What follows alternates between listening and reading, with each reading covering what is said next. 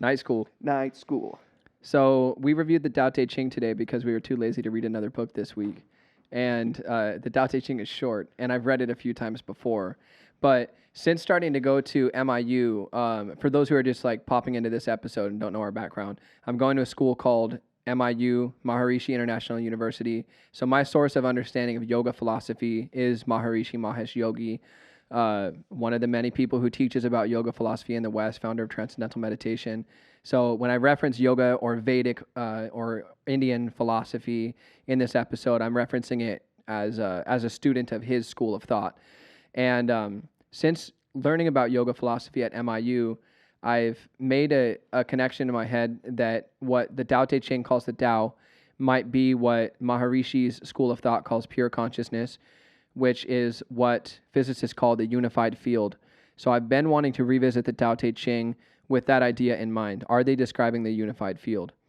So first I'm going to review what the unified field is, and then I'm going to explain briefly why Maharishi and his school of thought theorizes that the unified field is made out of consciousness.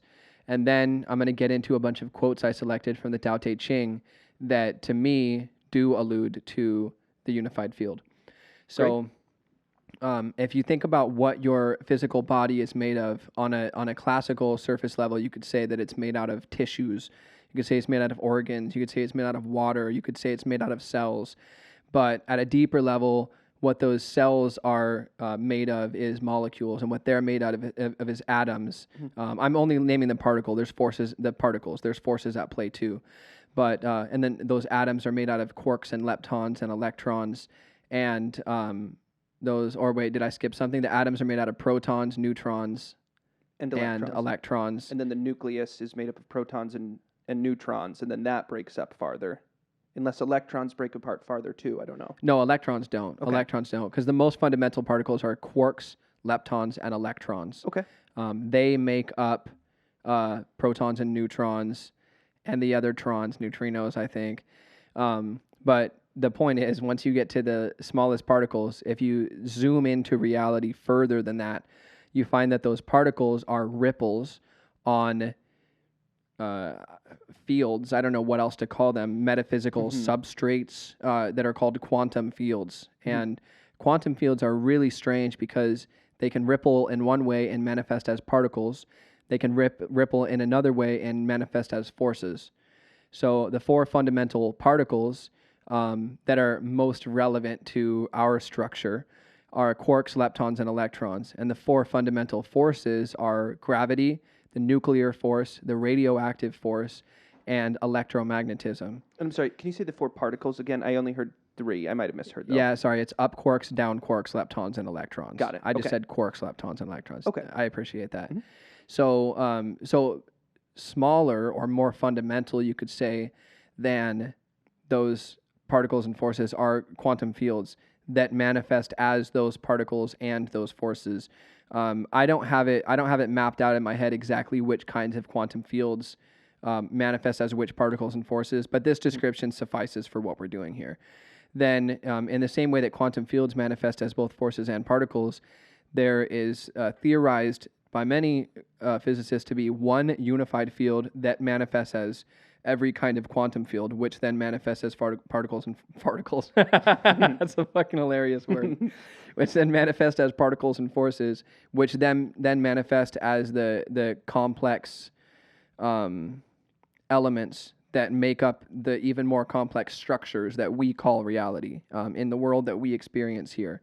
Okay. So the unified field is a really interesting concept to think about, like especially how the idea of the unified field relates to your personal identity.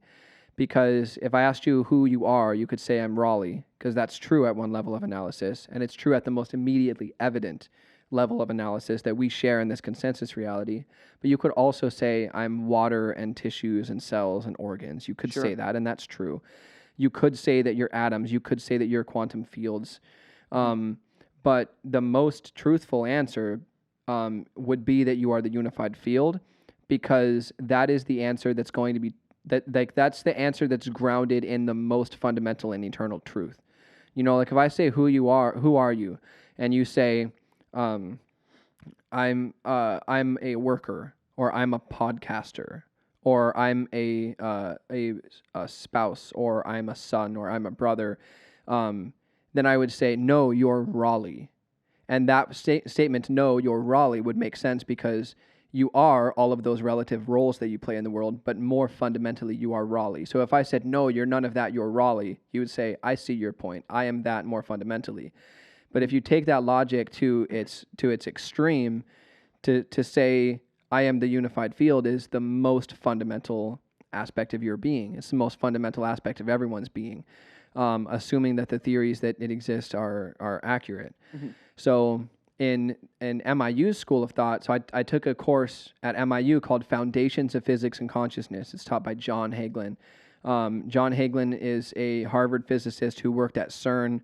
So he's a well-qualified unified field theorist. His dissertation was written on unified field theory, and he's also a student of Transcendental meditation and Maharishi Mahesh Yogi's school of Vedic thought. When I say Vedic thought, I'm referring to the most ancient and sacred philosophies of India. The Vedas Vedas is a Sanskrit word that means truth. So Vedas are the truths. Vedic means Indian philosophy, basically. So he's also a student of the Vedic school of thought. He's a student of Transcendental meditation.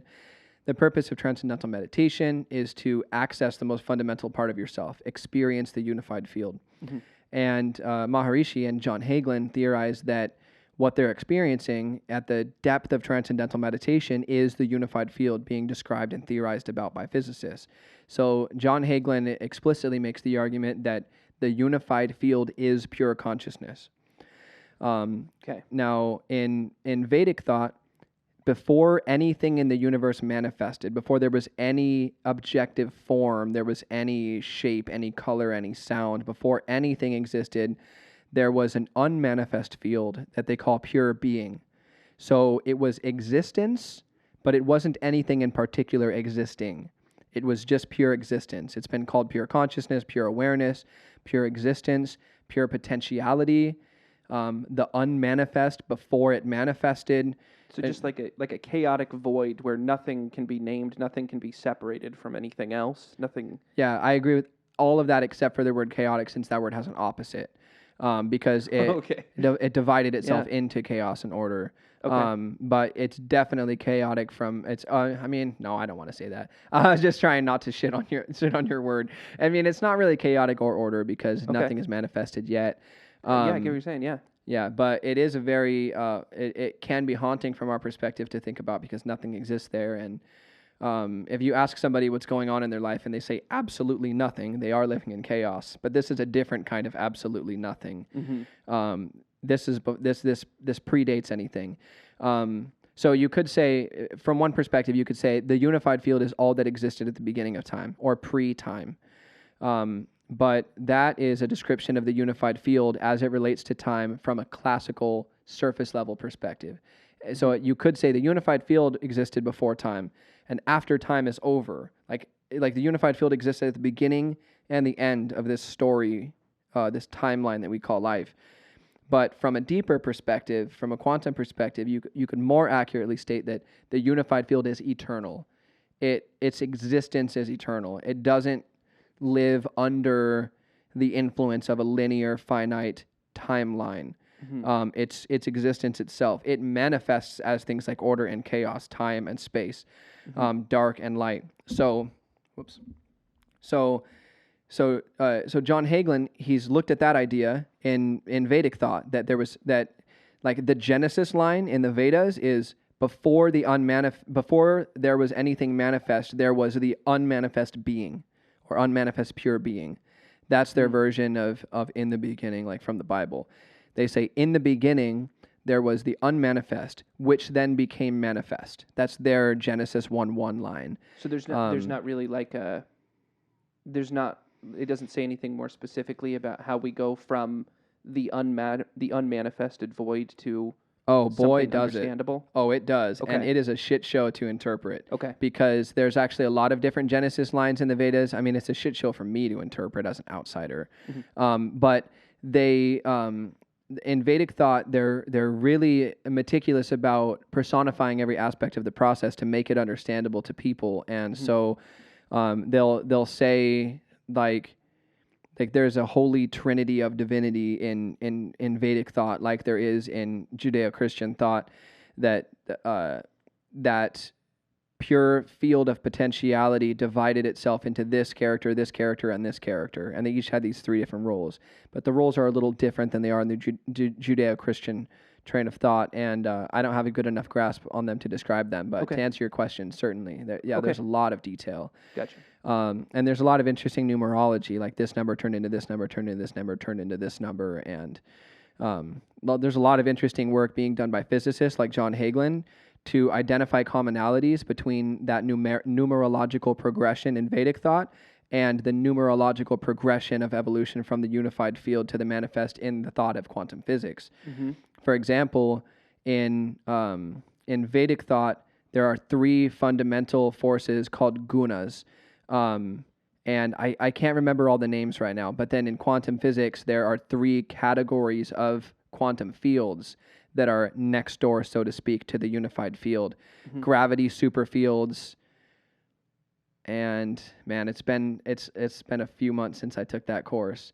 Gravity superfields, and then basically superfields that specialize in manifesting as forces, and gravity and quantum fields that specialize in manifesting as particles, although there's overlap and it's nuanced. And then in Vedic thought, those three turn into the five elements: ether, air, fire, water, earth. And in quantum physics, those three categories of quantum fields manifest as five spin types: 0, half, 1, 1.5, and 2. And John Hagelin has put a lot of work into mapping out how that trinity in Vedic thought and that trinity in quantum physics are archetypally related. Like this actually sounds like this actually sounds like this actually sounds like this. And the same thing with the five elements and the five spin types, like electromagnetism lines up with fire, and the boson particle lines up with ether, I believe. So there's some really interesting connections there. And I want to do an episode on that course, but I need to go back and redo it. But I'm busy procrastinating on my current homework, so we'll get to that eventually. For sure. So to start steering towards the Tao Te Ching, the Tao Te Ching is an ancient book. I think it was 600 or 700 years BC that it was written. It was a sage from a local community who was leaving, and followers asked him to write some stuff down before he left and like leave behind his wisdom. And he wrote a book called the Tao Te Ching. Tao is a really, really difficult word to translate, but of the other words, one of them means book and one of them means the virtue. So the book basically means the book describing the virtue of the Tao. Tao means something like, I mean, in my opinion, obviously it means the unified field. That's what this episode is. That's the argument I'm making in this presentation. But it's often translated as the way. That's the translation I've heard the most, is the way I've heard it. Yeah, the way. So the book about the virtue that results from living in the way. So there's a phrase in yoga, established in yoga, perform action. And what it means is... What? Say that again? Yeah, established in yoga, perform action. Yoga is a Sanskrit word that means unity. So it's saying established in unity, perform action. So what it's saying is when you act in the world, when you speak, when you think, when you do anything in the world, do it like the unified field is real. And like you are that and everyone else is that. So like one example of being established in yoga and performing action is Christ's advice: treat others the way that you would want to be treated. Or like when you do anything to the people at the bottom rung of society, you're doing that to me, the Lord of the universe. So behave in the universe as if the universe is fundamentally unified. So the unified field itself doesn't necessarily do anything. It manifests as everything, and then everything does everything. Everything does stuff. The unified field is just kind of chilling, just like letting the whole thing play out. It doesn't have to act. Like the unified field is in a state of harmony, even though everything that manifested from the unified field is in this state of disarray, diversity, and chaos. So you might think that if you're aligned with the unified field, you should just not do anything. Like you should just sit on your ass in the middle of the jungle for the rest of your life because there's nothing to do. And maybe that's fine to do, but the advice that the Tao Te Ching gives and that the Vedas give and that Christ gives is participate in the world, but do it like the world is unified, like act in a spirit of harmony. Mm-hmm. So that's what the title of the book, Tao Te Ching, is getting at. It's saying act in the world with the kind of virtue that you would have if you were grounded in the Tao. So now let's talk about what the Tao is exactly. We're already 15 minutes in, so I should probably start getting to some quotes from the book. In the first, what do you call these? It has 81 pages, paragraphs. I think they were referred to as chapters in the version I chapters. listened to. Yeah, I think me too. Although that's kind of a clunky way to describe it, but we'll just go with that for now. But just so people understand, the chapters are anywhere from 4 lines to 20 lines. They're not like chapters like in a typical American book. So in chapter 1, it says, "The Tao that can be told is not the eternal Tao. And the name that can be named is not the eternal name. The nameless is the beginning of heaven and earth." And so, in my opinion, that alludes to the unified field, because when you say that your name is Raleigh and my name is Travis, we're implying that there's a separateness. We're implying that if you're Raleigh, there's other things that aren't Raleigh. Mm-hmm. If I'm Travis, there are other things that aren't Travis. Mm-hmm. But you can't say that the unified field has a name, which is why the Tao is so hard to translate, because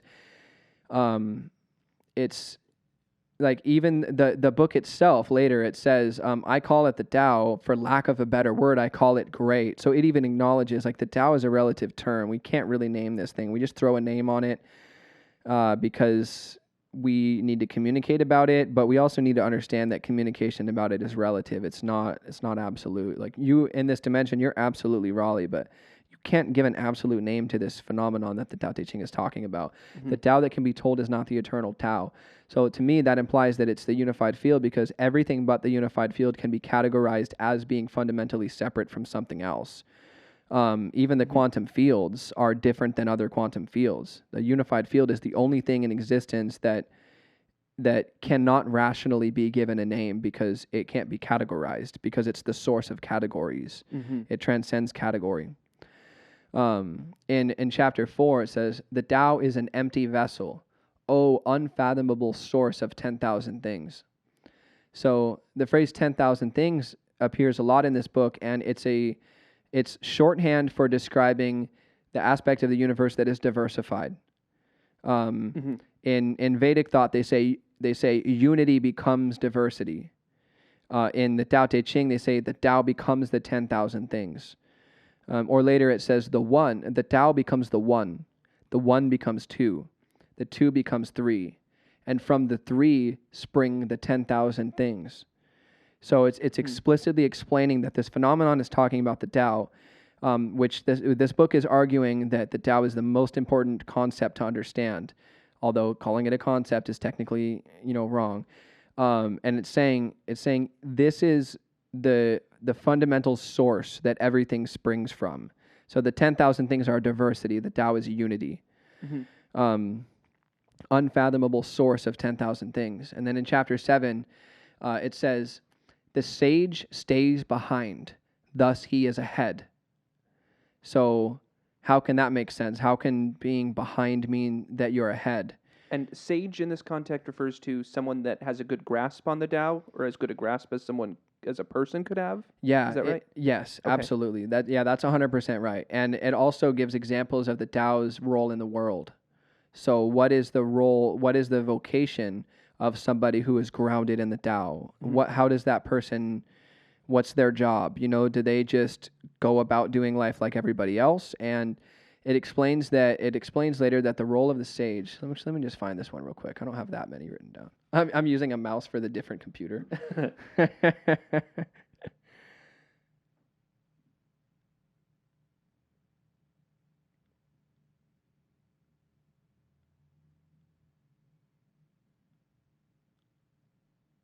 Pending. Buffering.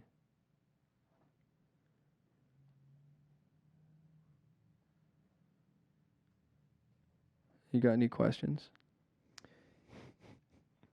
None that I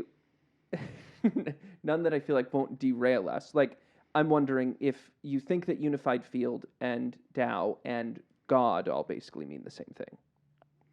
I think it's possible that God is one step below being, because God is one step below being. Yeah. So basically, I think it's possible that what the Judeo-Christian tradition calls God is what the Tao Te Ching calls the one. It says the Tao becomes the one becomes the two become the three, and from the three spring the 10,000 things. So you could say, Okay. So it depends on whether you're referring to God, the Godhead, as in that which transcends the Trinity and is represented as the three separate forms in the Trinity, or if you mean God as in the Father in the Trinity. Because the Christian Trinity is the Father, the Creator, the Holy Spirit, the process of creation, and the Son, the creation. And being, or Tao, or a unified field, transcends that triune concept. Okay. It is described by the Trinity. The reason that the Christians emphasize the Trinity as being important, even though it's not explicitly explained in the Bible, it's only alluded to in symbolism in the Bible, is that they understand that God is so impossible to describe that the best way to describe him is to describe the three fundamental aspects of him, in the same sense that for the Buddhists to describe this unmanifest absolute reality, they say it's what transcends order and chaos. It's what transcends left and right. So they say if you divide what we're referring to into two parts, it is this and this and this and this and this and this and this and this. And the Christians say if you divide what we're referring to into three parts, it's like projector, projected image, and projection. Creator, created creature, and process of creation. It's like that. It's like all three of those in like one thing. But then Christians really often tangle up the concept of Father, which is a third of God, with the concept of God. So what Christians call the Godhead, that which transcends the three, yes, that is the Tao. But what they call God the Father, that is the one. Gotcha. Okay. Typically when I use the term God, I'm typically not referring to any sort of Christian idea, just like the thing that created, I guess I'm thinking of the creator. It's so annoying to talk about these things. It very much is. Yeah, it's so annoying because technically everything we say about it is bullshit. Night school. Night school. I didn't even find that one that I'm talking about. But I did derail you. I did exactly what I was worried about. No, you didn't. No, I thought that was a perfectly relevant question. I'm actually really glad you asked that. But I was looking for a caption that describes that the role you're asking about what the sage is exactly. Is it somebody that has grasped the Tao to the extent that it is possible for a human to grasp the Tao? And yes, that's correct. And there's also a quote in here that says that the role of the sage is to guide the 10,000 things to their rightful place. In the same sense that the center of the wheel orients all the spokes. So it's not really, the sage isn't supposed to play a relative role in the world.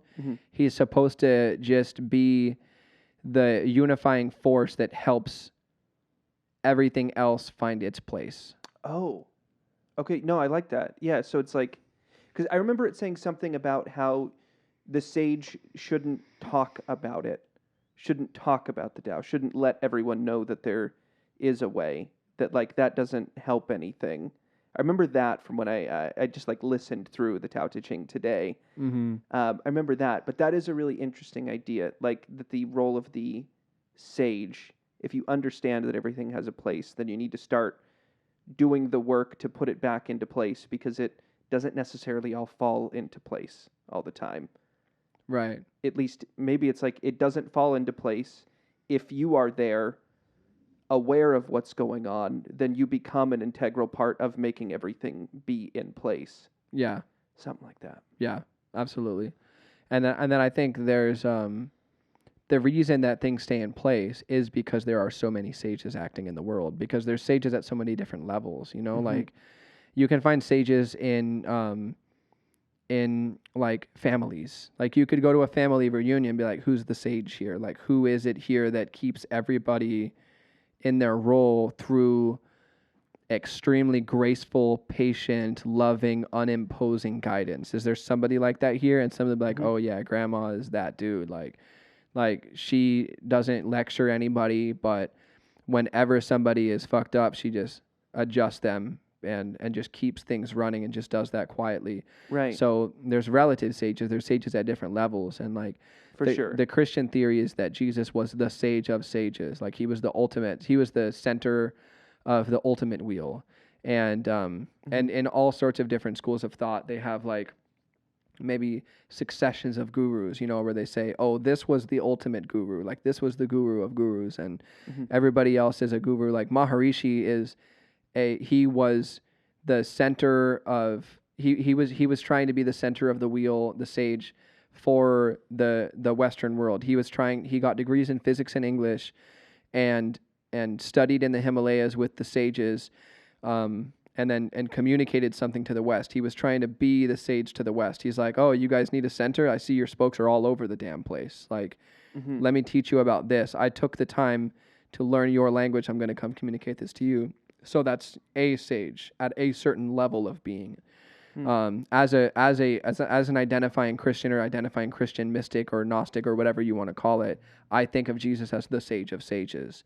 But there's different theories that are like that in other schools of thought too. It's not like an idea that the Christians invented. I really like that thought about the role of the sage, though, and I like the idea that you're supposed to kind of just do it without even really talking about it. Just be your place. Although I suppose if your place is to talk about it, then your place is to talk about it. Everyone's role is going to be a little bit different depending on your skills or whatever. Right. Yeah. I feel like Lao Tzu talked about it. I feel like Jesus talked about it. You know, I feel like Maharishi talked about it. Like, I'm grateful that all of these sages have explicitly described this phenomenon to the best of their ability. I'm glad that they've talked about it, but they certainly shouldn't talk about it without walking the walk. You know, like the Buddhists, they have a concept called the Eightfold Path, and it's basically that you should align yourself with what's right at the level of intention and the level of meditation and the level of thought and the level of speech and the level of action. And I don't know all 8, but basically, I think the rule for sages is they should only speak about it if like all their other levels are lined up. Otherwise, they're doing an injustice to it. I think that's kind of the idea. It says later in the Tao Te Ching that speaking about it is stupid, but that passersby will stop for basically good food, good music, and good vibes. So it's saying like, when you act in the way of Tao, the Tao emanates from you and is infectious without it being spoken. And if you have to speak about it, then maybe you don't get it. Like, there's a Christian line that says, everywhere you go, to everyone you meet, preach the gospel, and use words only when absolutely necessary. So it's saying like, embody the gospel everywhere for everybody, and try not to have to use words. If you have to use words, it's okay, but do your best not to. Do your best to do it through speech and thought and intention and treatment and action and everything. When you started saying that line, at first I was like, man, that's fucking cringe. Like, yeah, exactly. And then you were like, but try not to even talk about it. It's like, oh yeah, that's sick. Yeah, right. That's really good. Yeah, well, it's purposely set up to sound that way because it uses the word preach, which is clearly a verbal word. Like, yeah, that's a verbal. So yeah, it's a misleading quote. True. But yeah, it's a pleasant misdirection. I like that quote. I have no idea who said it. Unfortunately, I'd like to give credit. It was Jesus Christ. Perfect. AKA C.S. Lewis.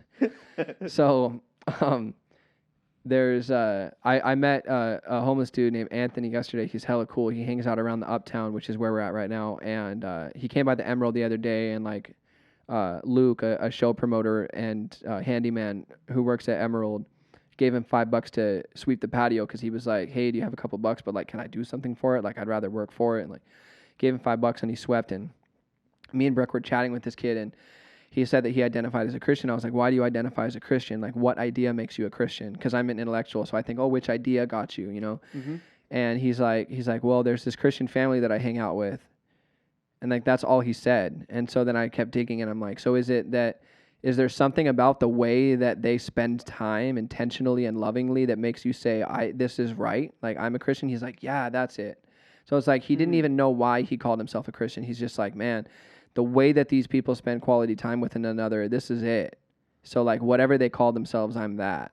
And so they're preaching the gospel to him. They bring him over every Friday. They read the Bible with him, and they eat with him. and he calls himself a Christian just because he fucks with the vibes at the Christian house. And so the Tao Te Ching kind of explains that too. Like, talking about it is corny. Like, make an environment for people that gives them the feeling of the Tao. That's cool. Yeah. Also, I think it's so cool when you can help somebody, when somebody like thinks something and they don't really understand why they think it, and you can help them get there. Yeah. That's such a good feeling. It is. Yeah. Yeah, because if you have a conviction within you that you've never verbalized and then you verbalize it, you have that conviction so much stronger. So much stronger. Yeah. Yeah. I think that's called motivational interviewing. I'm not quite sure, but yeah, there's something about getting people to articulate the abstract within themselves that is really integrating to them. Yeah. Yeah, it's really fun. And then they can manifest that more clearly, yeah. More clearly, Because then they understand. Because he was also talking about, like, I'm like, what role do you want to play in the world? And he's like, I want to be an angel. Like, I want to be someone that like shows up and helps. And then like he can like connect those dots. Like, that family is an angel to me. Like, when I'm around them, it feels angelic. It feels right. So like maybe that energy that they give me, that's what it is that I want to give the world, and that's what makes one a Christian. And that's like, hopefully he can connect more of those dots. So 7, the sage stays behind, thus he is ahead. So that's alluding to the fact that if you're grounded in that which is the source of the beginning of time, you're also already at the finish line, because the beginning of the race and the finish line are the same in the universe. They're both a unified field, because that's the mother of the universe that transcends time. Okay. So there's no difference between being at the beginning and the end, but you can't skip ahead to the future. You can regress back to the beginning, and then you can stay there. And by doing that, you're already waiting at the finish line too. Because time is a circle. So 10, carrying the body and soul and embracing the one, can you avoid separation? That's what it says in 10. And just disclaimer, all of these are mangled quotes that I pieced together. So if I say 10, all these lines are from 10, but it's like from the beginning and the end. Like, I'm just highlighting the parts that remind me of the unified field, just so people know that these aren't accurate representations of the chapters. Okay. Carrying the body and soul and embracing the one, can you avoid separation? So I think that soul in this means similar to mind, because it says body and soul as if those are two halves of a duality. And body and mind are identified as two halves of a duality in tantric thought. I don't know what tantra is exactly, but I have a book on tantric meditations, and the one of them that I really, really enjoy, it's on the inhale, you repeat a mantra just internally, subvocally, I am not the mind. And on the exhale, I am not the body. As the inhale comes in, I am not the mind. As the exhale goes out, I am not the body. And you keep doing that until you have the sensation of being that which is neither the mind or the body. And it's a method. The book explicitly identifies that as a method of experiencing non-duality.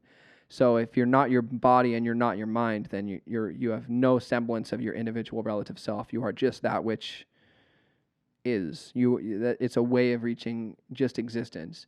Okay. I think this chapter is making a similar point. Carrying the body and soul and embracing the one, can you avoid separation? Can you consider yourself that which possesses the body and possesses the soul? You're not your body, you're not your soul. Can you be the one that does not experience separation, that carries the body and the soul? It says carrying the body and soul and embracing the one, can you avoid separation? Yeah, it's interesting. Like, I think of soul as something that is sort of outside of our world, like that is outside of, I guess, the life that I'm living right now. That like I suspect I have a soul and that I exist outside of this, and that my soul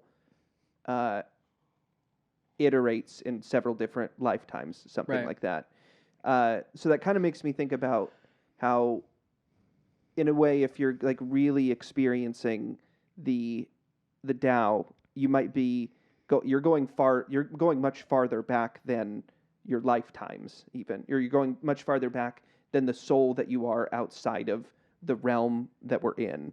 That like that even goes deeper than that. And I do think of mind and soul as kind of different things, because I think of mind as more like something that exists on the physical plane that your soul uses or something. But I could see how those would be kind of interchangeable things. Like all the thinkiness that goes on is all kind of the same stuff. Right. Yeah. Well, because obviously you can, I mean, if you buy the concept of hypnotic regression, if you buy the concept that you can go from awareness of the body to awareness of the mind to Or I mean, I just use the word mind as in the physical way. So obviously, I use it that way sometimes too. But I think the mind is a really funny word because in the West there are a lot of materialists who believe that the experience of being aware is an illusion caused by random intersections of neurons in the nervous system, that Right. there's not something that animates the nervous system, that the nervous system experiences the illusion of consciousness for some reason. And I don't agree with that materialist philosophy, obviously, based on all the shit I've said in this. But I think that the word mind is a really convenient placeholder for soul. It's like Western psychologists who identify as materialists will use the word mind and the word brain differently, as though they're acknowledging that there is something that animates the brain without having to admit that there's a soul. So it's like psychology literally translates to the study of the soul. But now if you talk to like modern psychologists, they're like, oh, I don't necessarily believe in a soul.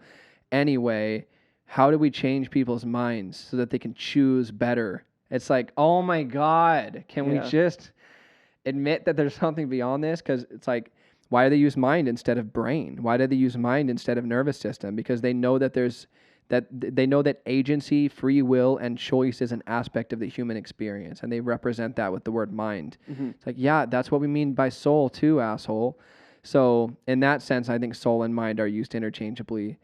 But there's so many levels to it. Like we're in this dimension, and we're in the higher dimensions at the same time. Like we're the leaf and the stick and the branch and the trunk and the roots and the planet. So and we're yeah, I think you know what I'm saying. Like Yeah, totally. So I think the model in Maharishi's model the model in Maharishi's model, in Maharishi's way of thinking about the whole being that we call a person, it's body, mind, and consciousness. Okay. And so that lines up with what the Tao Te Ching is saying, that if you're carrying the body and the mind, but embracing the one, you may avoid separation. And in Maharishi's model, it's the same thing. You have the body, the mind, and consciousness. Consciousness is the fundamental substrate of being, or being itself. And the mind is what animates the body, but consciousness is what animates the mind. And so if I say, who are you? And you say, I'm Raleigh, you're identifying the body. If I say, who are you? And you say, I am a soul having a human experience, you're identifying the mind or the soul. If you say, I am consciousness manifest as this intersection of experience, then you're identifying as the fundamental level. If you say, I'm the unified field, or they ask Jesus who he is, he says, I am. Before Abraham was, I am. He's identifying as the unified field. He's like, I'm something that existed before any of this shit. Like, I am that I am. Like, the Father is in me and I am in the Father. He's giving the most sincere answer he can. And they're getting frustrated because they feel like he's claiming to be something with authority. He's like, I don't think that he would have been offended if someone else gave that answer. Like, yeah, I am too. He's like, yeah, exactly. Like, right. I don't think he was trying to make like a patriarchal, tyrannical, power tripping claim there. I think he was just honestly like, I'm the universe. Like, aren't you? Like a leaf arguing with another leaf. Like, you're not the tree. Like, I just remembered that I'm the tree. I'm not insulting you. Right. So, chapter 11 was where I got the spoke thing from. It says, 30 spokes share the wheel's hub. It is the center hole that makes it useful. Shape clay into a vessel. It is the space within that makes it useful. Can you read it one more time? Yeah, I'd love to. 30 spokes share the wheel's hub. It is the center hole that makes it useful. Shape clay into a vessel. It is the space within that makes it useful. Okay. So the space in the cup is where I can actually put the water. So if you say, I'd like a cup, no space, please. Like, you wouldn't be able to do anything with that cup. That cup couldn't even exist. And so it's trying to point out how rationally obvious the existence of the Tao or unmanifest is by saying, what is the manifest without the unmanifest? What is the object without the space around and in the object? What is the manifest without the unmanifest? That doesn't even make any sense. So to say, like, there is no Tao, it's like saying that there is no unmanifest. It's just manifest. Like, what? That's like saying you want a cup, but you don't want any space to be involved in the cup. Then you wouldn't be able to use the cup. It wouldn't be a cup. You just call the manifest, you call the objective physical part the cup. You ignore the space, but the space is still a necessary ingredient in the object that we call a cup. I'm not sure I'm grasping. So what is the metaphor? Like, what is this a metaphor for? What is it saying? So the cup and it says shape clay into a vessel. Now I just switched from switched to shape paper into a cup. Right. But it's a metaphor for the unmanifest and the manifest. So the unified field is a level of reality that's unmanifest. It has the potentiality to manifest as everything, but it doesn't have to. Like, it exists independently of anything being manifest. So the unified field is the unmanifest. That's the Tao. And the 10,000 things, or diversity or creation, that's the manifest. And so if I told you I've invented a cup and it doesn't have any space, it doesn't involve any space, it's only object, it's only made of physical matter, you would say, well, then that's not a cup, because the cup is actually the physical matter, the paper, and the space that exists between the paper. That's what you can actually call a cup. That's what makes a cup useful, is what the Tao Te Ching is pointing out. So do you follow that idea? That without space, there's no such thing as a cup? So it's like saying that everything that exists is not useful if there's no potentiality with which to interact. Yeah. Something like that? Absolutely. Okay. Yeah, like you wouldn't be a healthy person if there wasn't the space for you to change, the potentiality for you to grow, evolve, for your cells to regenerate, if there was no space in you. Or I would have no point if there was nothing. There would be no reason for me to exist. You would just be like a frozen, stuck block. Like, if that would even make sense. Right. It wouldn't even... You can't move unless there's exist. space to move into. Yeah. You can't grow unless there's space to grow into. Or a person who is occupied completely 100% of the time has no life, because there's no such thing as them having the freedom to have a new opportunity. Like, if there's no space in your schedule, then you're not like living life correctly. It's like there's no space. All it is stuff. Yeah. So it's pointing out that if there was no space in the middle of the cup, the cup would not be useful, and that's alluding to the idea that if there was no Tao in the universe wouldn't be able to function, because the Tao is the unmanifest, the space. Okay. You can ignore it. You can act like it doesn't exist. It doesn't need to be acknowledged. It doesn't need a fucking cookie for existing, because it has no pride. It doesn't boast. It's just like, oh yeah, I'm still gonna help you out. I'm still gonna be the space in your cup. You don't have to pray and thank God for the space in the cup. Doesn't matter to me. I exist totally independent of anything. But if I didn't, none of this would make any sense. So I think that's the point that it's making. Okay. I also wrote down a couple chapters just because they were so strikingly Christian that I, as a Christian, just found them interesting. 13. Sure. Love the world as your own self. Then you can truly care for all things. Me and Brent were talking today. Like how So now do the Tao Te Ching quote, right, similar to that, right? Exactly. Me and Brent were talking today about how Christianity, or Jesus himself, might be the origin of the idea that you should treat people like you want to be treated, because before that it was you shouldn't treat people the way you don't want to be treated. And Jesus was like, no, you actually have a responsibility fundamentally to treat people the way you want to be treated. And that was a new idea. But reading this, I'm like, maybe that was just a new Western idea. Maybe in the Western train of philosophy and religious thought that was new, but this predated that. So that's interesting. Like, this guy said this way before Jesus said that, and it's just spot on, dead on, word for word. It feels like a thought that would have to happen within like 3 people. Like, I know, right? Like, that thought would probably happen pretty early. Although, but we take ideas so for granted, when they're just, we've always had them. Yeah. It's like, oh, of course I would come up with that. Like, maybe. Right. Maybe. It's not real if it's written down, though, unless it's written down. Right.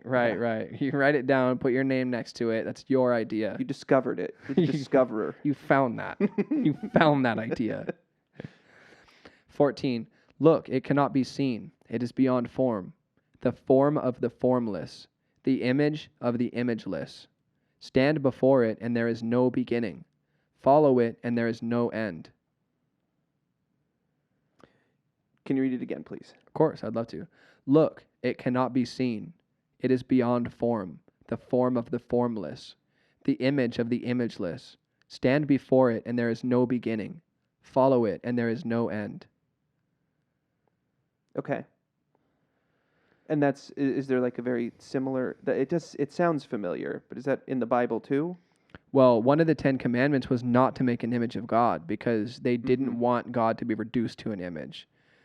And I think that that's a really similar idea to what's being expressed here. Like they said, thou shalt not make a graven image of God. I probably butchered that. I probably did half modern and half old timey on that, but thou shalt not make a fucking picture.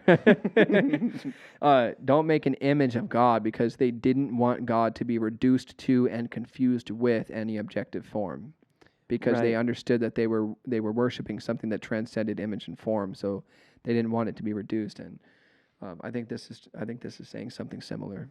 Yeah, like that idea feels like don't try to, like, you're not going to nail down a one sentence definition of God. Like you can't. There's not, it's like you're not going to be able to put a monument somewhere that completely explains God and that will like accurately allow you to grasp it or whatever. And that feels very similar to how difficult it is to talk about the concept of the Tao. That like we can barely, like there's no real translation for it, and we're trying to like compare it to other things, but most likely we'll just spend our whole lives doing that, trying to like looking at it from different angles and trying to get it, but it's never going to be totally clear, at least in a way that you could describe to somebody. Right. Yeah, maybe that's what it is. It's never going to be clear in a way that you can absolutely perfectly be like an image, like make an image of it in terms of a picture or a statue or a book. Like there's never going to be a perfect definition of it. Right, because every description, definition, or symbol of it is only digestible to a particular cultural context. Right. So I can show, if you understand that the cross represents the sacrificial nature of true leadership and the intersection of order and chaos and the source of being and all of that, I can show you a cross and you can say that communicates God to me, but only because we share the cultural context. Mm-hmm. If you show a cross to someone else, it doesn't mean anything. Or like Christians look at the yin and yang. The yin and yang is a depiction of God because it's a depiction of that which is the intersection of all complete opposites, and that is God. That is where God lives. Huh. Yeah. Where all opposites meet. If it's not order or chaos, it's God. If it's a combination of order and chaos or a certain ratio of order to chaos, it's not God. If it's neither and both, if it's total chaos, total order, and neither, it's God. Insert any duality here: male, female, up, down, whatever.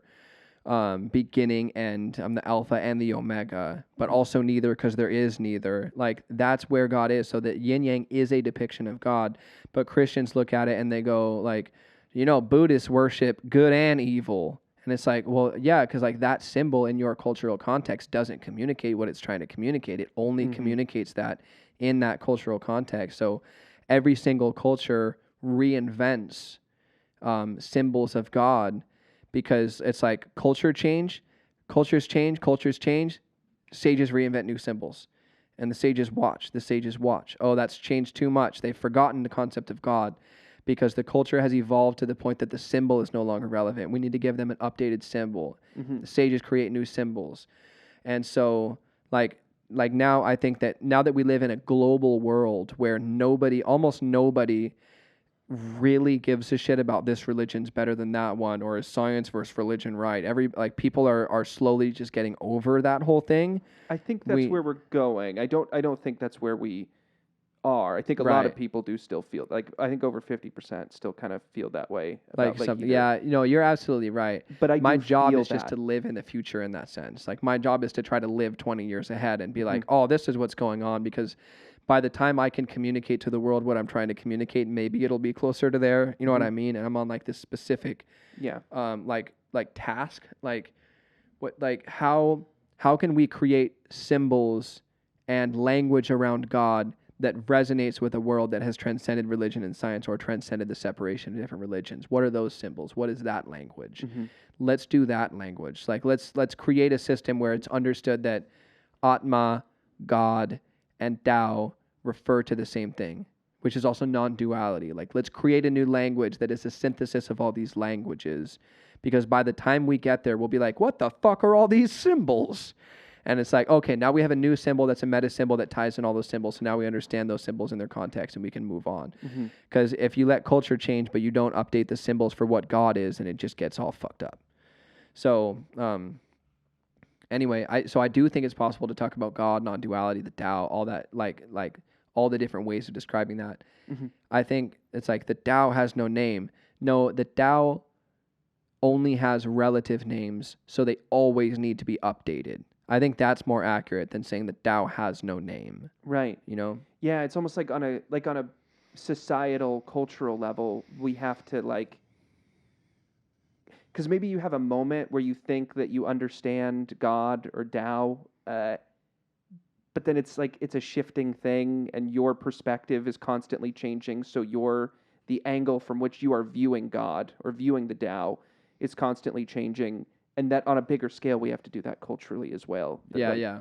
Maybe there's never going to be anything. There's never going to be some way, some universal religion that kind of feels like what you're talking about, like a universal language or religion that helps us all be kind of understanding of where we were and where we are now.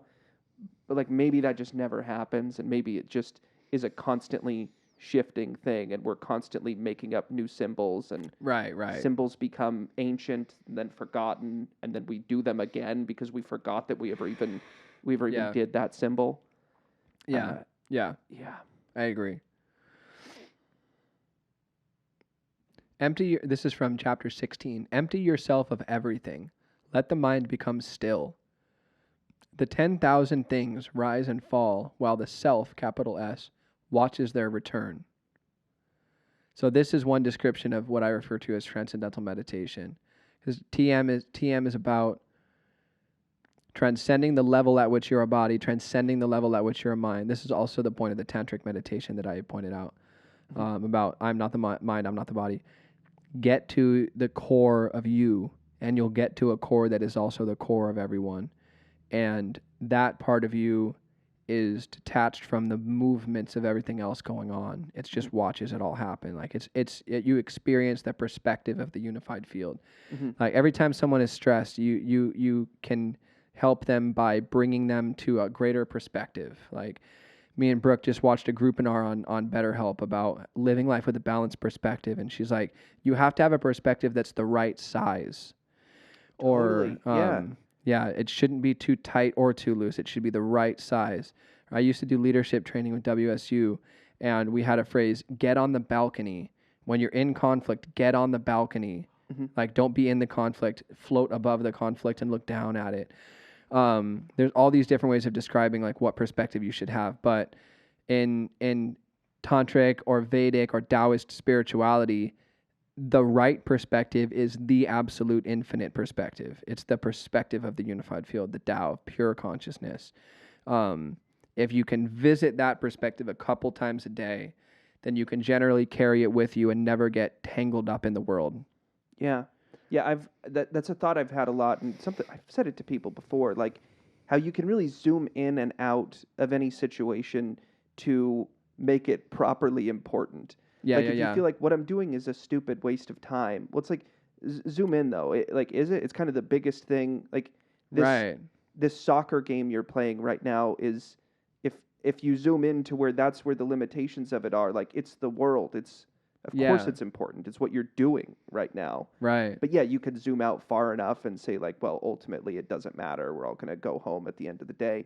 And you can zoom out far enough that it's like, well, ultimately Earth's going to get hit by a meteor in a couple billion years, and this is all, the universe is going to forget we ever existed. Like, and that's depression. That's clinical depression. If you get stuck there, it could be also helpful if you're feeling really bad about your situation. Sometimes it can be therapeutic too. To zoom out and be like, well, ultimately the universe will forget this happens, so I'm okay.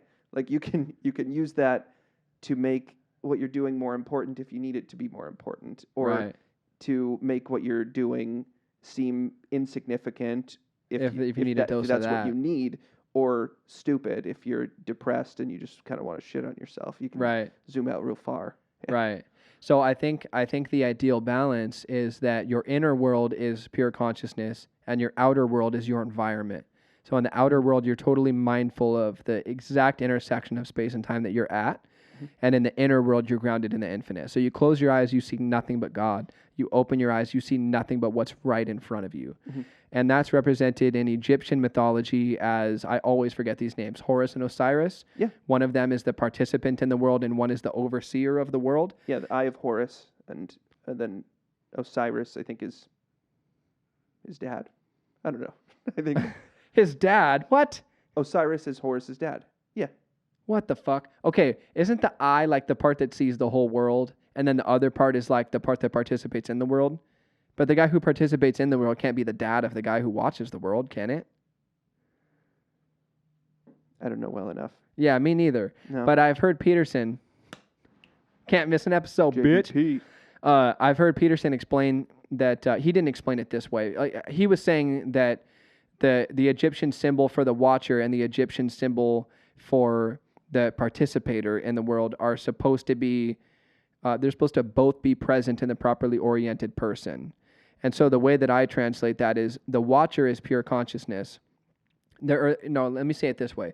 The watcher is transcendence. The participator is mindfulness. So you should operate at the intersection of mindfulness and transcendence. Totally mindful of what you're doing, but at the same time in a state of total transcendence of everything. So your attention is on what you're doing, but there's no pressure on what you're doing. And if you're right in the middle of what you're doing and the earth gets hit with a meteor, you're like, oh, my video game died. Like, you're not like, oh, fuck. Yeah. But you're also not so, like, tied up in the transcendent that you're not doing anything and participating. Because it's like, what the hell did we play this whole game for? Why did we divide into this whole crazy thing? Like, why would we do this? Yeah. So yeah. I think the ideal thing is to divide into this whole crazy thing and remember unity at the same time. Established in yoga, perform action. Yeah. Transcend and be mindful. Do those at the same time. And I love what you're saying. Like, that really rings true to me. That, like, ideally we should try to be present as the watcher of our lives, but present as the participant in our lives.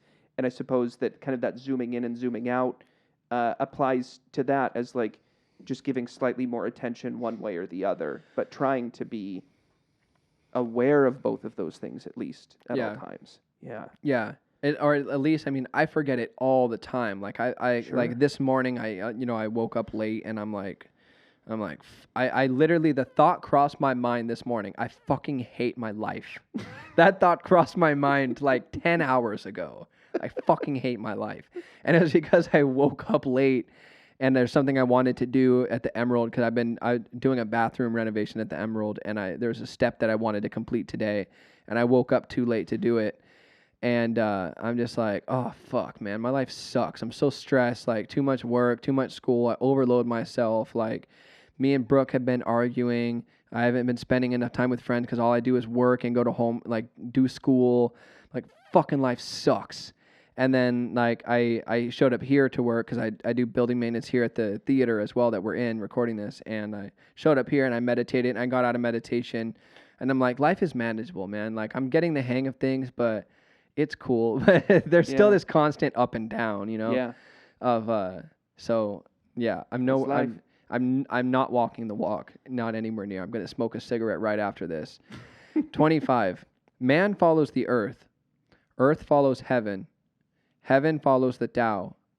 Tao follows what is natural. One more time. Yeah, of course. Man follows the earth. Earth follows heaven. Heaven follows the Tao. Tao follows what is natural.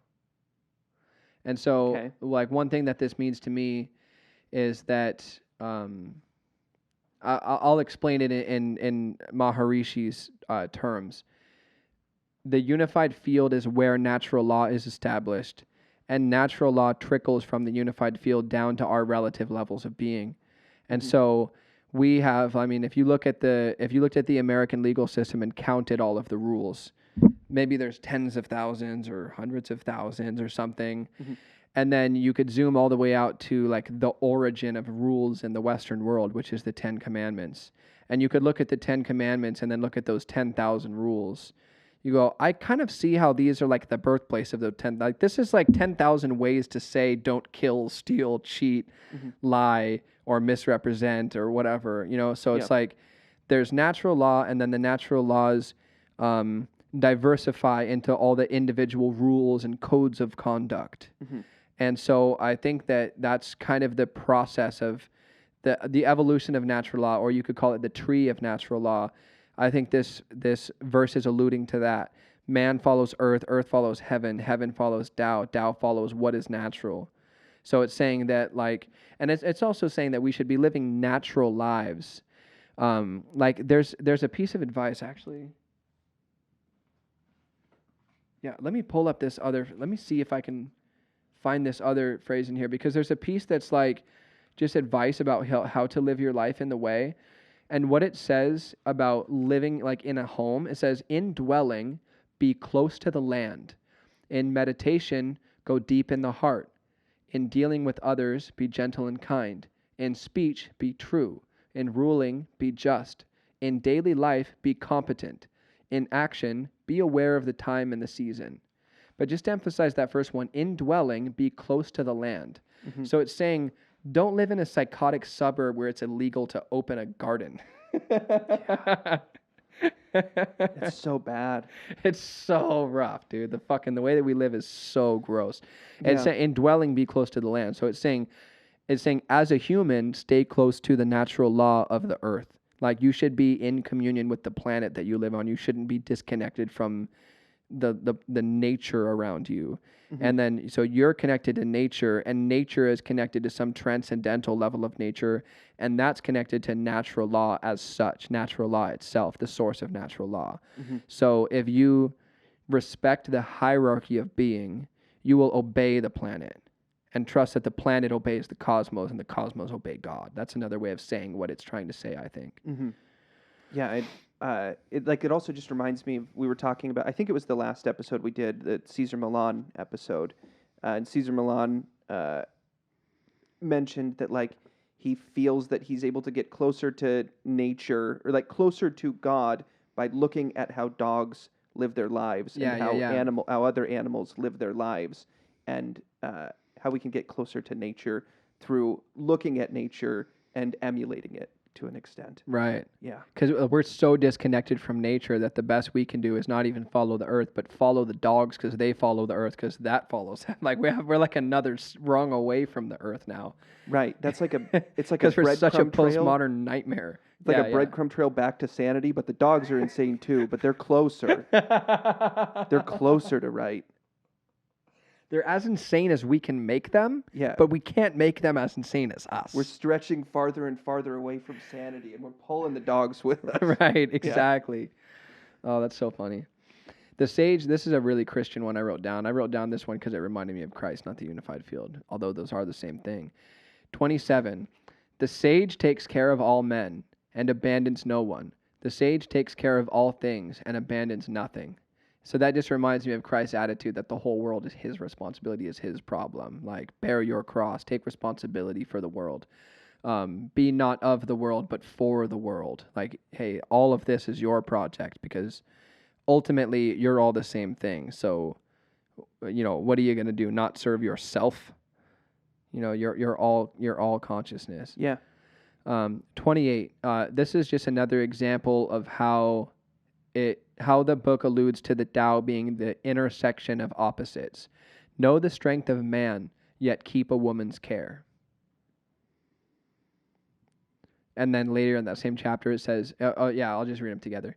And again, this is chunked together. It's not framed like this. So this is a misleading kind of compilation of the Tao Te Ching to try to make my point. This is like a quote on the back of the movie where there's like a ... in between the different parts of the quote. Yeah, exactly. Specifically to try to make the quote sound like what they want to make it sound like. Yeah. Yeah. 28. Know the strength of man, yet keep a woman's care. Return to the state of the uncarved block. So return to the state of the unmanifest pre-manifestation, of the uncarved block. And then 30. Oh, did you want to play with that one at all? Return to the state of the pre-creation state? Yeah. Yeah, That's because what you should do? this book is about embodying the Tao. Even though you will embody the Tao in your unique way, it's saying return to the state of the uncarved block. So that's another way of saying established in yoga, perform action. It's the established in yoga part. It's saying be established in unity. Return to the state of the uncarved block. So in Maharishi's model, there's a series of higher states of consciousness. Transcendental consciousness is closing your eyes and temporarily experiencing perfect unity or pure consciousness. Yeah. Then cosmic consciousness is experiencing transcendental consciousness twice a day for so long that your inner world is grounded in unity. So no matter what happens around you, you are always firmly established in a sense of unity, and that's unshakable because you have visited that water and drank from it so many times and so consistently that you're never thirsty. It just is always with you. So then you skip to essentially the highest level in the system. There's technically a higher level, but it's corny, it's confusing, it's cult-like. But essentially the highest level is unity consciousness, which means that everything you see is perceived in your perception as unity itself. So you are firmly grounded in unity, and everything that you see around you, you recognize as unity. So you just like there's a certain way that your neurons fire when you look at yourself in the mirror. You go, that's me. In unity consciousness, you have that feeling, you have that perception when you look at anything. And so that's one way to describe returning to the uncarved block, because the uncarved block refers to the unified field, the unmanifest. Everybody is the unmanifest. They're manifest, but they all also are the unmanifest. In the unmanifest sense, they are the same. In the manifest sense, they are different. So I'm the unified field, you're the unified field, but you're Raleigh, but I'm Travis. The first thing I said is the unmanifest level. The second thing I said is the manifest level. And so returning to the state of the uncarved block would mean that I identify, I perceive myself and that around me as the Tao. It's all the Tao. But doesn't the Tao not exist before creation? Or is the Tao, is the unmanifested world also the Tao? The unmanifest is the Tao. Those are two words for the same phenomenon. The unified field, the unmanifest, and the Tao are all words for the same phenomenon. That is pure being, existence itself, before it exists in any particular form. It's in an undivided, unified, harmonious form. Technically not a form. It's in a formless form that is just existence. Yeah. And it hasn't become anything. And if you're grounded in that reality, if you're perpetually aware of that reality, then you won't be... Or lack of reality. Yeah, sure. Because, yeah, for sure. Because you could say that a reality is a certain construct within the universe. Like what we call reality, like, I mean, people say, if you voted for Biden, you're not living in reality. If you voted for Trump, you're not living in reality. So what people mean by reality is their own construct. The consensus reality that they enjoy with the people that they consider valid. And everybody outside of that reality is like an invalid human being, like to an ideologue, you know? Yeah. And so that's what an ideologue defines as reality, the people who see it the right way. And the capital R reality is the unmanifest, but the lowercase realities that we experience as our ultimate reality are, you know, the worlds that we construct for ourselves. Yeah. But I think it's interesting that it says return to the state of the uncarved block after saying know the strength of man, yet keep a woman's care. There's actually some in between, but it still is in that order in that chapter. So it's saying if you know the strength of man, but keep the woman's care. So if you are the masculine and you are the feminine, then you have returned to the state of the uncarved block. In the same sense that God is that which is perfect order, is perfect chaos, and is neither order nor chaos. That is God. If you are the masculine and you are the feminine, then you're neither, because you're that which manifested as both of those, you know? Like you're a good worker and you're a good spouse, but you are also that which is neither of those things. You choose to be that and you choose to be that. So if you've mastered the masculine in yourself and mastered the feminine in yourself, then you are that which became the masculine and the feminine, that which divided into those two sides. And so you are the uncarved block. Yeah. It like that quote, it kind of sounds to me like try and understand everything so that you can end the world. Or like end this iteration of the world, which like my knee-jerk reaction was like, well, that doesn't sound good because I like reality. I would like existence to keep happening. But it may just be that like every existence, well, I think it's probably true that every existence is temporary and that maybe, you know, there's a big bang in some sort of metaphorical sense, and then eventually it all comes back together when, I don't know, when you embody the masculine and the feminine, and then eventually we return back to that state of unmanifested, not chaos. Right. And then we probably expands out again after that or something. Right. So I feel like you're saying like if you master the masculine and you master the feminine, if you embrace both those sides of duality and you become the uncarved block, then the whole game is over. I'm actually enjoying the game. So I'll keep that in my back pocket if I ever want to end the game. But for now, there's really no reason to adopt that because I actually like duality. Just like I like waking up late. I like smoking cigarettes. I like arguing with Brooke. I like life. I like all the complication. I like the crunch. I like the spice. I like that. But it's not saying that the game will end if you adopt this.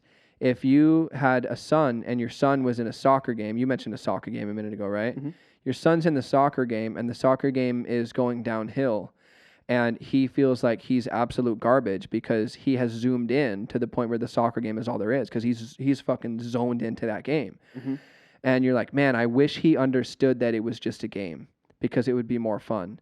And then when he gets really, really good at soccer, he's on this like kind of ugly, nasty little ego trip. You're like, man, I know he's like 7 or 8, but like I just noticed him kind of bump that kid. And he's got this little pride as he's walking around. And you see him oscillating between pride and depression. You're like, I wish if he understood that it was just a game, if his spirit was in the bleachers too, while it was in that game, then while it went down, he'd be like, it is what it is. A loss is a loss. And when he went up, he'd be like, it is what it is. A win is a win. And when you watch interviews with athletes, they're unbelievably boring. They come off like they have a IQ of 50 because after every game they say, hey, you know, we played a game. At the end of the day, the game went the way the game went. In the future, we're just going to keep doing what we do. We had a game plan. We stuck to it. And we're gonna continue. You know, we're a solid team. It's like, you didn't say anything. Yeah, because they understand that a loss is a loss and a win is a win. There's nothing to say of it. There's nothing to say of it. It's like, oh yeah, well you watched the footage, we lost this one, or you lost the footage, we won, or you watched the footage, we won this one. Mm-hmm. They understand. They have to be grounded in reality that transcends the game, or else the game destroys them. And so when the Tao Te Ching invites you to return to the state of the uncarved block, it's only inviting you to be in a state of transcendence while you're in the state of mindfulness, like we discussed a moment ago. It's saying, don't get so caught up in the game that you think that what's going on is all there is. It's not.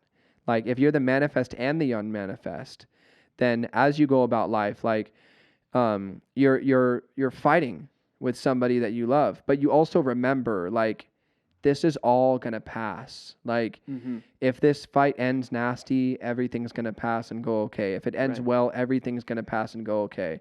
Hey, how was your fight with your spouse?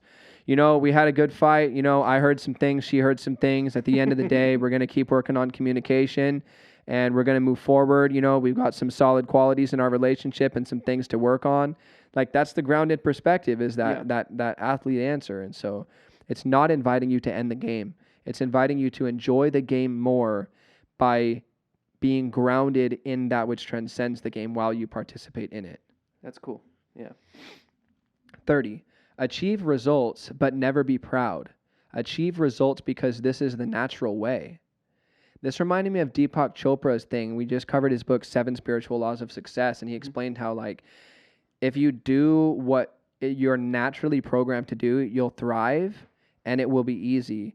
he didn't point out that I remember that also you'll thrive, but you'll still be humble because you're like a flower is not like, I'm a flower, bitch. Like it's just a flower. Like if you're good at something and you do it and you're good at it, like if you see Justin Frick shooting a video and you stop him and you say, dude, your videos are incredible. They're so striking. The visuals, you tie them perfectly. He's not touched by that. Like he's not moved by that in any way. He'll be polite with you, but you can see that he's just doing what he was naturally programmed to do. So there's not like oh, thank you, man. You really think so? And there's not like it ain't so much. He's like, oh, thanks, man. Like, how have you been? He's like, I know they're good videos, but it is what it is. Like I was programmed to do videos. I do that. Mm-hmm. And since I've been doing it so long, they come out great. And that's just who I am. That's just what I do. So achieve results, but never be proud. Achieve results because this is the natural way. Mm-hmm. So I think that only works if you're doing what is your natural path to do, because then you won't really take credit for it or feel weird about it. You're just doing what you do. Gotcha. 31. Weapons are instruments of fear. Oh, only 115. I actually felt like we were longer because there's been so many separate chapters. Yeah, I think I would have guessed longer. Yeah. 31. Weapons are instruments of fear. They are not a wise man's tools. He uses them only when he has no choice. If you delight in killing, you cannot fulfill yourself. I think it says, well, at first I find it interesting that it actually gives permission to use weapons. It says only when he has no choice. So that's interesting because this another thing that me and Brent, the pastor here at this church/theater, we're talking about this morning. Like, I don't know if Christ told people not to go to war. Krishna told Arjuna in the Bhagavad Gita, one of the most sacred scriptures of India, to go to war. He's like, don't be a pussy. This is this part of the game. You go to war. You got to do this. You going to be a chicken. Everybody's going to see you run. Like he's like, hey, this is the part where that happens. It's really interesting that the sacred scriptures seem to sanction war in some situations. Yeah, I thought that was weird too. Yeah, I hear the Tao Te Ching doing the same thing and saying, weapons are instruments of fear. They are not a wise man's tools. He uses them only when he has no choice. So it's like he doesn't have them in his tool bag, but like he does own one. Yeah, that made me think a bit when I heard that quote earlier. That made me think about like, does it even make sense? Should one even like by this, morality at least, should one even practice fighting? I know what you mean. Is that even a good idea to practice fighting if you don't intend to do it? Because if you're practicing, it's like you expect it and you want it more than if you weren't practicing. Like your want for the fight will go up compared to if you didn't practice. Right. If you didn't practice shooting or practice martial arts or practice whatever. Right. And I don't know, it kind of feels like maybe you just shouldn't. Maybe you just shouldn't practice it. And if you have to do it, you will do your best, and that's all it is. It seems like Kung Fu and Tai Chi have a way of practicing. They're practicing movements that are intentionally to enlighten and integrate their bodies, but they also kind of secondarily are self-defense arts. Sure. Yeah. Brigham Young, the LDS prophet, he said something similar he said it about weapons. He's like, war is inevitable in this world. We've stocked up too many. How many millions of assault rifles do we have? Nobody wants to make that many of them and not use them. So war is going to happen. It's like, fuck, man. You really got a point there. It's like everybody's investing so much in the military. It's like they don't want that to all be a waste. Yeah. And so it's like, what are you going to do, martial arts forever? And you're never going to sock somebody in the face? Like, yeah. So they're not one of his tools, but he uses them when he has no choice. That's interesting. Fine line. Yeah. I think it's saying if you delight in killing, you cannot fulfill yourself, because if you delight in killing, then you're living in the illusion that people are separate from you, that they're not you. Oh, good point. Yeah. I think that's what it's getting at. Or at least, I specifically read the book to find captions that reminded me of the unified field to make that argument. So and that's not necessarily what they're alluding to. Sure. Like this whole thing could be wrong, but it's just a theory I'm playing with. But I think it's a cool idea to look through something like this through a specific lens. Exactly. Because it might be that nobody has looked through it for that specific lens before. Right. You might be the first one doing that. Right. Let's try put that lens over that lens and see. Let's put a red one over a made purple. Like, yeah, might as well. 32. Once the whole is divided, the parts need names. There are already enough names. One must know when to stop. Tao in the world is like a river flowing home to the sea.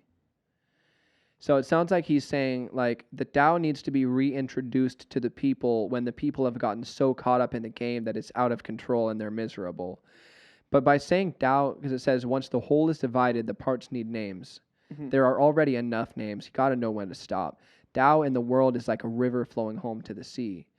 That line's interesting because I understand that the unmanifest was there before time, and now we're in a manifest world where we're trying to remember exactly what the unmanifest even was, and at the end of the world there would be nothing but the unmanifest again. That's the alpha and the omega in biblical language, the beginning and the end. But it says that the Tao in the world is like a river flowing home to the sea. That doesn't actually make geological sense. So I wonder if he's alluding to how counterintuitive it is to rediscover the unmanifest from the manifest Why do you perspective. think it doesn't make sense? Because the river can't flow. Oh, I'm fucking crazy. I'm crazy. From the mountains I'm like, to the rivers sea. flow out of the ocean, idiot. God. Okay, well then, so, but like he might be alluding to the opposite then. He might be saying that it's that us rediscovering the Tao is as inevitable as the river ending up in the sea. Maybe that's what he was saying. Because he's saying Tao Right, in the yeah. world is like a river flowing home to the sea. It's like, well, the river can't go anywhere but the sea. Yeah. So if Tao in the world is like that, it might be saying like, this is so inevitable. Like, we will end up back at the Tao. Like, the river's going to end up in the sea. Right. Like, at least when it's inevitable that you're going back to the sea, but it might take different amounts of time to get you there if you fight the Tao or if you fight the Right. river. Right. Yeah. There's a book about Edgar Cayce, the Christian mystic, that's called There Is a River. And it's about how there's like a general flow of life. You can just either go with it or go against it. Like going against it is sin and going with it is living in the way. Mm-hmm. And when I say the way, I'm referring to the name of the early Christian church. The earliest Christian church was called the way. I can't remember what the Greek word is or Aramaic or whatever the word was, but it meant the way. And Tao is often translated to the way. So there's a commonality here where these ancient belief systems are trying to describe to people that there is a such thing as a right way to exist. And if you go with it, you'll succeed. Good health, good mental health, good finances, everything will work out. If you go against that, everything will just be sticky and difficult. 33. Knowing others is wisdom. Knowing the self is enlightenment. And I think it's saying that the path to, just like Maharishi explains that to experience transcendental consciousness, you have to dive to the core of yourself. So I think it's not saying like, this isn't saying like, if you do personality tests on your friends, you'll have wisdom. If you do a personality test on yourself, you'll have enlightenment. I think it's saying more like to know others is wisdom, but to know yourself is enlightenment. Because if you truly know yourself, you know your ultimate identity, your most fundamental identity. Mm-hmm. What that quote also, like, kind of what that says to me is that if you know people, if you know how others work, you understand like how people work, but you can't go deeper into them the way you can go deeper into you. That, like, Right. Because that's all you're seeing is humans, the animal, not Right. not Humans, the fluctuations in the wave of the unified field of consciousness. right, or Right. humans, the God, like to the Yeah. connection to the deepest thing there is. Right. Yeah. Yeah. Humans, the leaves of the tree that is God. Mm-hmm. Yeah. Exactly. 37. Tao abides in non-action, yet nothing is left undone. So Tao abides in non-action, yet nothing is left undone. So it's saying that Tao does nothing, yet by doing nothing, it does everything. So to tie in Deepak Chopra and to tie in some quantum physics here, Deepak said in the book that if you live in the natural way, your life will get more successful, more productive, and more effortless. And he said in that book, 7 Laws of Spiritual Success, that the ultimate extreme of that progression into productivity and effortlessness is doing nothing and accomplishing everything. He said that in that book. And we touched on it very briefly. one of the weird things that I learned from John Hagelin about the unified field is that it's in a state of almost complete stillness. It doesn't do anything, yet it manifests as quantum fields, which manifest as forces and particles, which manifest as elements, which manifest as phenomena that do everything. So if I hit this table, the unified field is hitting the unified field. Nobody is accomplishing anything, but the unified field is accomplishing everything. Like, the unified field is doing everything that has ever happened. But the state of the unified field, the state of the unmanifest, is in a perfect silent stillness. But it's a still dynamism, because it transcends rest and productivity. Like, one of the natural laws, according to Maharishi, is that rest and activity are the steps of progress. So rest and activity are opposites. You rest and you act. You rest, act, rest, act, rest, act. The unified field transcends the duality of rest and action. So it is neither rest nor action, yet it is total rest, yet it is total action. And the closer we know we're approaching the nature of the Tao when our life becomes more effortless yet more productive. And we're like Deepak, who works 5 hours a day and is worth 80 mil and heads up all these boards and writes all these books. Right. Savage. Because I work 16 hours a day and Brooke had to cover the bills this month. Not literally, but like I worked 2 12s the other day and I'm fucking all the time. I'm like so exhausted and stressed out. And then I'm like, babe, I don't have it. Like, I don't fucking know what I'm doing. I'm trying so hard. I don't know what I'm doing. A lot of people feel like that, I think. Yeah. And I'm doing so much and I'm not accomplishing what I want to. And we know that we're approaching the Tao when we get to the point where we're like, I didn't work that hard today. Like, I was in the moment. I was relaxed. I had time for self-care, relaxation, time with loved ones, but I accomplished everything I needed to. Didn't mess anything up, right? No, it looks like you just took a screenshot or something. It said command not available. Okay. But the line's gone. So Cool. Yeah, so that's a good goal to keep in mind. More productive, more effortless. 40. The 10,000 things are born of being. Being is born of not being. I don't really understand this one. Oh, that one felt very clear to me. Well, I mean, maybe you can explain it to me then, because to me, the unmanifest is being. You know, but I've also read in the Vedas that God is that which this was in the Bhagavad Gita. God is that which transcends even being and non-being. Because being is still the opposite of something. Being is the opposite of not being. Sure. And so, since what we are trying to worship is that which transcends any opposites, any duality, we would have to say it's neither being nor non-being. Oh, and we did just say it is both doing nothing and doing everything. So that, in a way, is saying it's both non-being and being.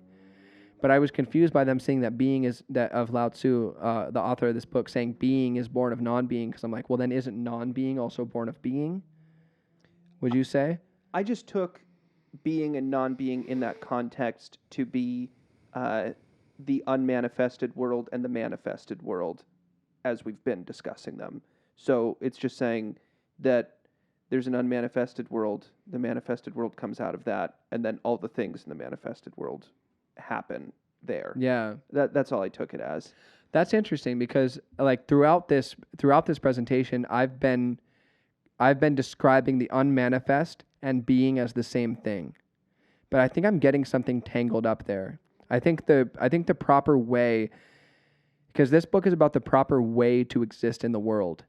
And I was just preaching to you about how the point of experiencing the unmanifest is to participate in the manifest while grounded in the comfort of the unmanifest, and how the world doesn't end if you become the uncarved block. You just gain the perspective to enjoy life better because you have that comfort of also being the uncarved block and the carved block. Mm-hmm. So I think since this book is it's about the right way to exist in the world, maybe it's if you are simultaneously in rest and productivity, you are simultaneously in being and non-being, you are simultaneously the unmanifest and the manifest, then you're living life correctly. Do you kind of see it that way? I mean, I'm not sure where to start there.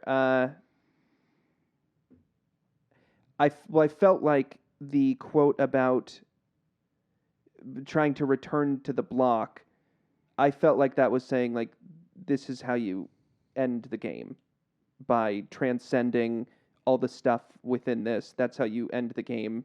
You understand what it was like before, and therefore you understand what it is like after. And so you're already won, and now you're just waiting for the rest of the people to win too. That was how I took that part.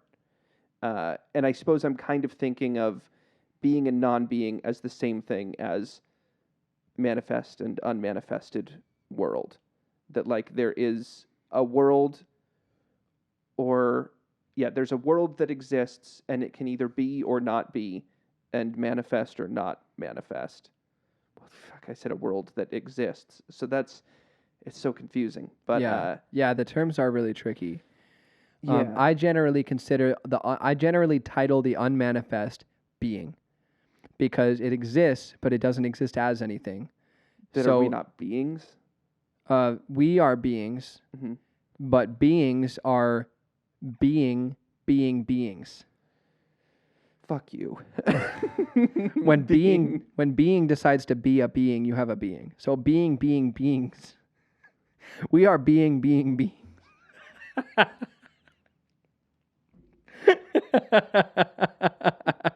Okay. 41. All right. The greatest form has no shape.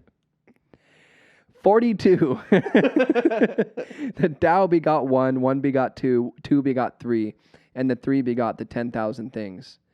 It's funny in a lot of scriptures, the trifold level of reality is where things really get spicy. Like, that's where everything was born. You need three, and then shit really gets cooking, 44.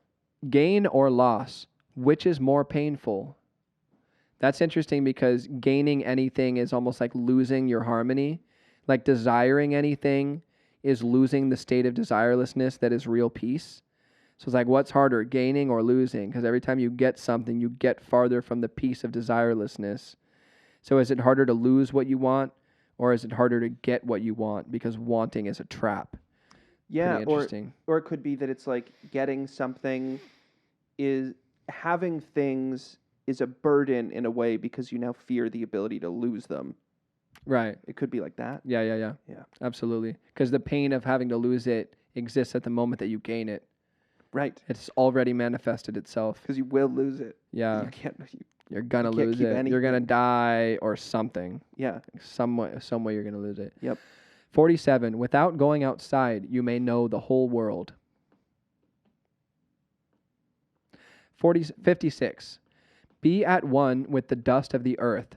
This is primal union.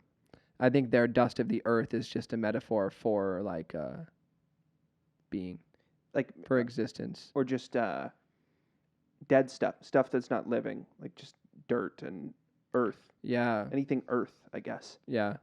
Yeah. Yeah. Be at one with just matter itself. Just thoughtless, unliving matter. Yeah. Yeah. If you're comfortable there, then there's really nothing that can shake you. This is another one I wrote down because it just struck me as Christian.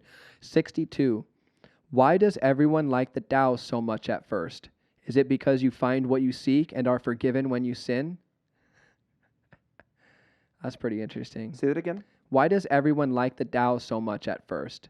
Is it because you find what you seek and are forgiven when you sin? That's in the Tao Te Ching? Yeah. Huh. Isn't that interesting? It is. That's it's such a, like, an allusion to the kind of salvation that Christians talk about. Yeah. You find what you seek and are forgiven when you sin. And it's funny that it says, why does everyone like the Tao so much at first? Because like when you're really, really desperate, you go to church and you're like, that's all I needed. See you next year, Right. But it doesn't, that chapter or passage, that's the word I was looking for earlier, passage. That's funny. That chapter, I'll just stay with the word chapter. It doesn't go on then to say, but then people drift away from the Tao. It doesn't say anything like that. It just says, the Tao is awesome. It says everyone loves it at first, but it doesn't then give like another but then later they don't. It doesn't offer anything like that. But yeah, it reminds me a lot of like, I don't know.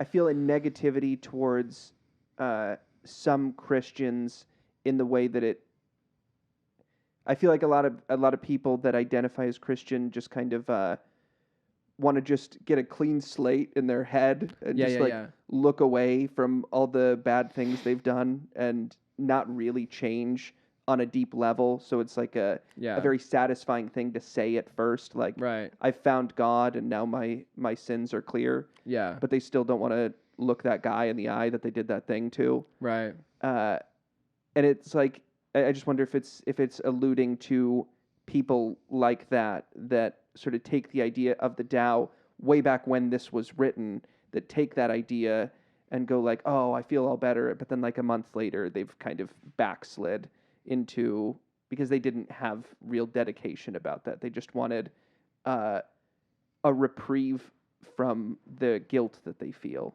Right. Something like that. Right. Yeah. Yeah, and I kind of expected it to point that out because that was obvious to me reading it. Like the Bible says, like, we throw seeds and some of them are planted and they grow.